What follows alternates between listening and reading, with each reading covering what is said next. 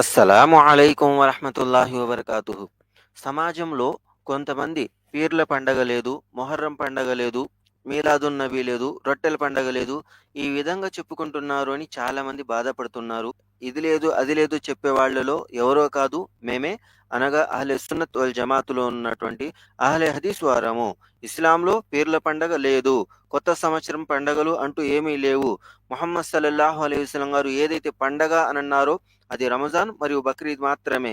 ఇంకా ఏదన్నా పండగ ఉంది అంటే జుమ్మా రోజుని కూడా అంత ఘనంగా పండగ చేసుకోండి అని తెలియచేశారు. ఇది కాకుండా ఇంకా ఏదో ఉంది అనేటట్టయితే గనక దీనిని మేము బిదాత్ అంటున్నాము.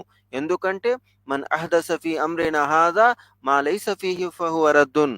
ముహమ్మద్ సల్లల్లాహు అలైహి వసల్లం గారి యొక్క మాటలలో, బోధనలలో ఏదైతే లేదో అది రద్దు చేయటం జరుగుతుంది అని ముహమ్మద్ సల్లల్లాహు అలైహి వసల్లం గారు స్వయంగా తెలియచేశారు.